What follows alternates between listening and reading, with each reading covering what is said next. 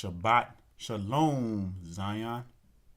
So we're going to call this discussion the inevitable doom of the nations. Now, let me tell you something, saints. Ain't nobody on this earth, no spirit, no demons is going to stop this awakening. The Most High has already set everything in stone, and it is done. We're talking about the great I am, the Alpha and Omega, no beginning or end. He is past, present, and future all at the same time. There is no other entity like our Elohim, brothers and sisters, and you can believe that. And that's why we have nothing to fear. We have nothing to fear with our Yahuwah on our side. So we got to get that in our heads, because the heathens know it. They know who we are. The world leaders know who we are, but they don't want to admit it. So let's show them from the scriptures. Let's go to Jeremiah chapter 30, and let's look at verse 11. It says, "For I am with you, says Yahuwah, to save you, though," get this, "though I make a full end of all nations, whether I have scattered you, yet will I not make a full end of you, but I will correct you in measure, and will not leave you altogether unpunished." So yes, we've been through our curses. Our curses are being turned, but the Most High is getting ready to put it on these heathen nations. He says, though I make a full end of all nations, whither I have scattered you.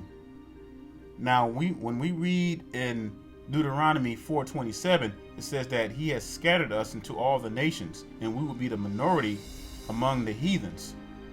So now that the Most High is starting to turn our captivity in our favor, because many of us are coming back to the Most High, we're waking up, getting back to Torah, he is starting to little by little punish the heathen nations.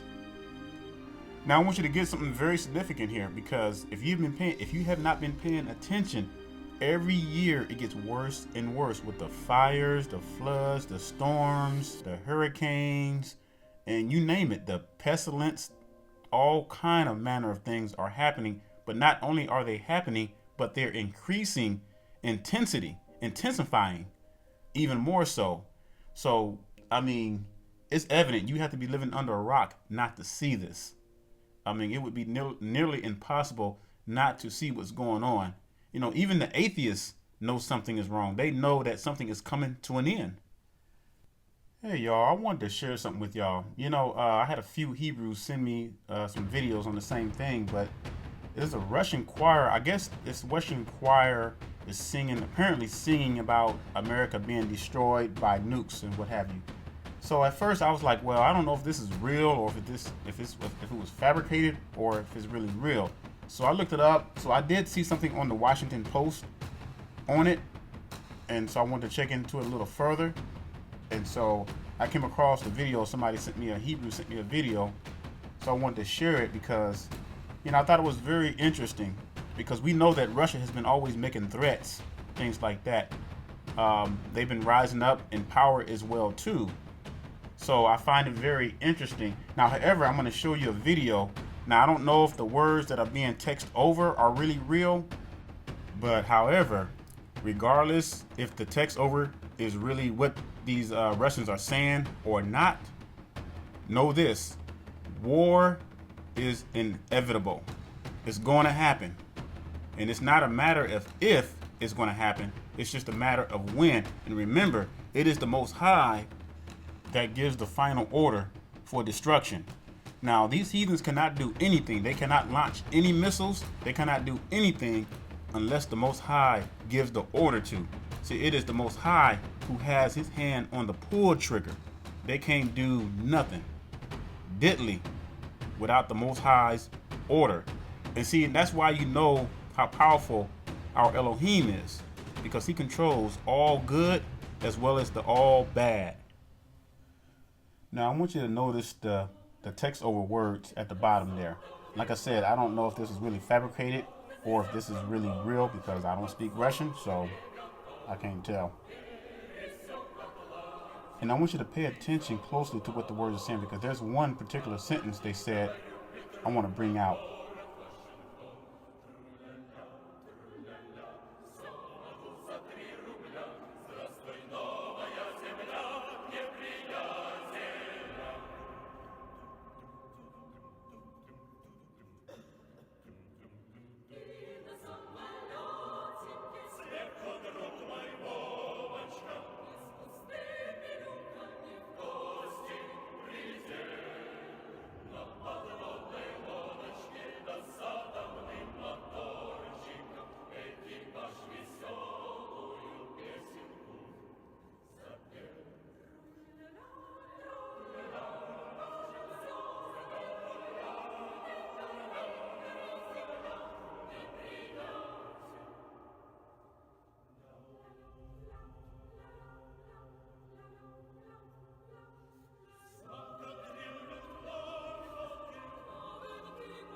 All right, now get ready to watch this next sentence, because I'm going to get ready to pause it.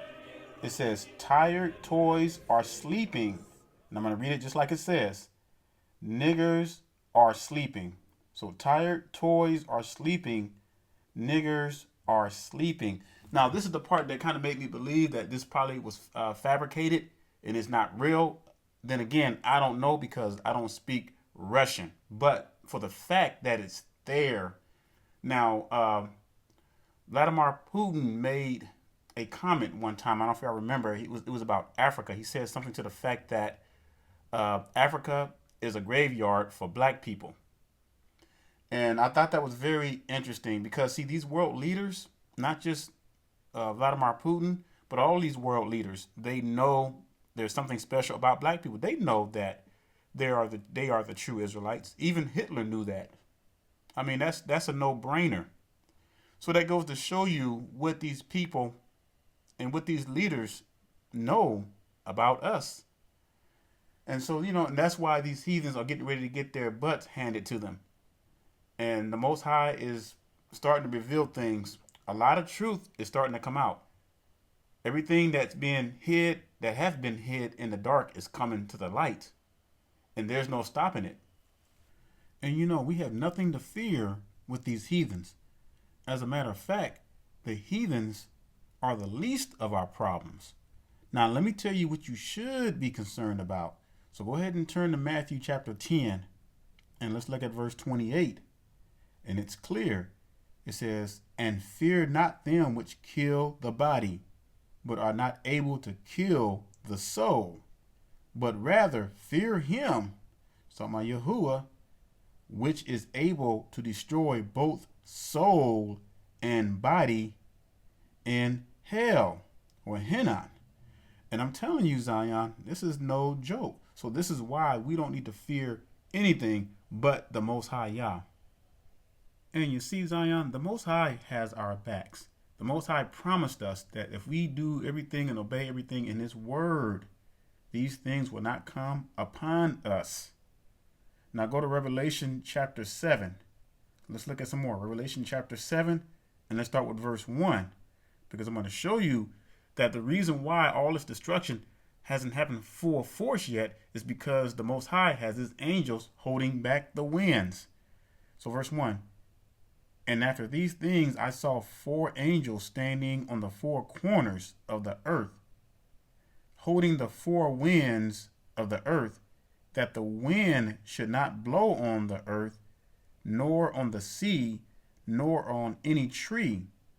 Get this, verse 2. And I saw another angel ascending from the east, having the seal of the living Yah. And he cried with a loud voice to the 4 angels, to whom it was given to hurt the earth and the sea, saying, get this, and I love this part, hurt not the earth, neither the sea, nor the trees, till we have sealed the servants of our Yah in their foreheads. Now, what we're seeing right now with all the stuff that's going on is this stuff that is the beginning stages. The earth is crying out. But I'm telling you, Zion, when the Most High seals His people, you read it right here with your own eyes. All hell is going to break loose like we've never, ever, ever, ever seen before since there was a nation upon this earth. I'm telling you, it's going to be crazy. Now go to Daniel chapter 12. Daniel chapter 12, and let's look at verse 1.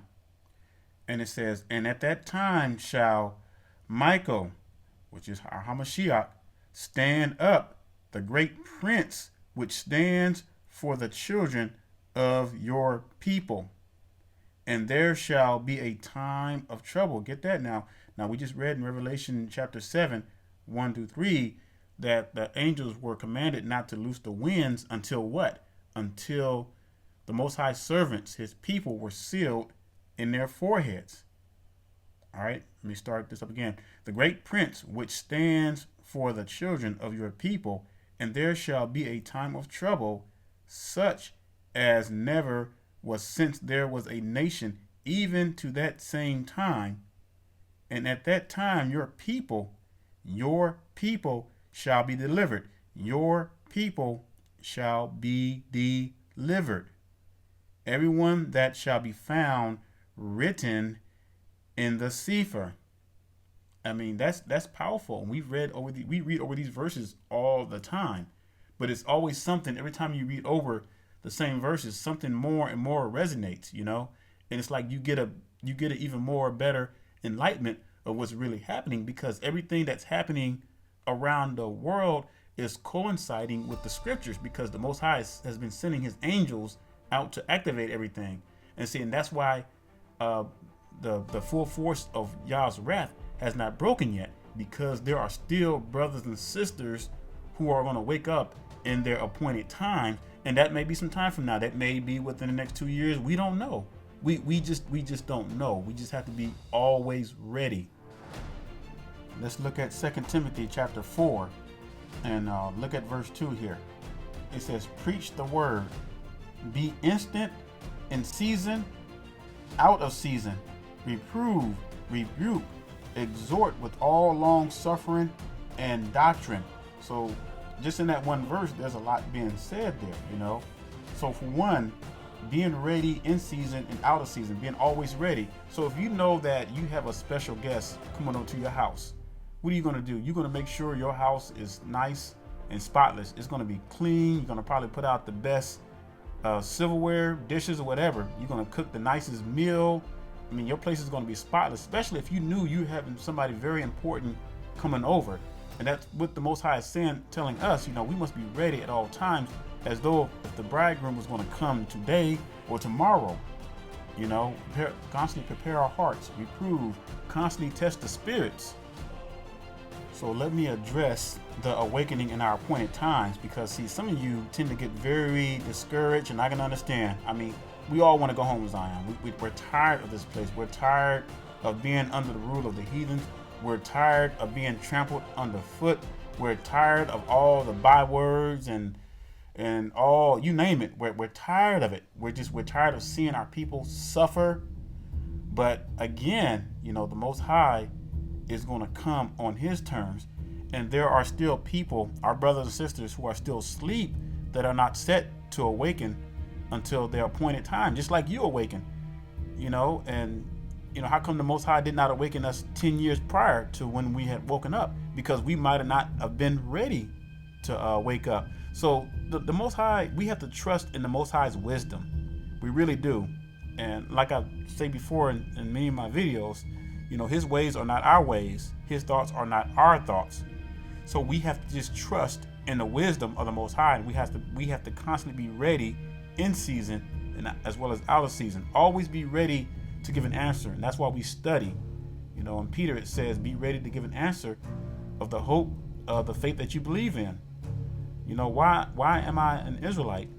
What makes me set apart? You got to be able to explain that to people if they challenge you, because some of us may end up in court. Some of us may end up before, the authorities, because so many laws are coming down the pipeline. We're being considered as hate groups. So yes, we're going to be labeled. We're going to be tried and all kind of stuff. So, and Jacob's trouble hasn't really began yet, because, it's happening, but it's kind of slowly, gradually increasing. Because I'm telling you, the more that the Most High reveals us to the world, the more the nations are going to want to kill us. And I'm telling you, Zion, we're going to have to be stronger than ever. I mean, strong, mentally strong, spiritually strong, you name it. And see, this is where the exercising of our faith comes into play at, because it's an everyday thing. We have to die daily. And every day is a struggle, Zion. I'm not going to lie to you. And this walk is not an easy walk. And that's why we have to constantly encourage one another, not only one another, but you're going to have to really pray to Yahuwah to give you strength. You're going to have to pray and ask for the guidance of the Ruach. And so I'm telling you, it's going to take everything. It's going to take every energy we got to really keep walking this walk. But I'm going to tell you, Zion, in the end, it's going to be well worth it. It will. It's going to be well worth it. We have to endure to the end.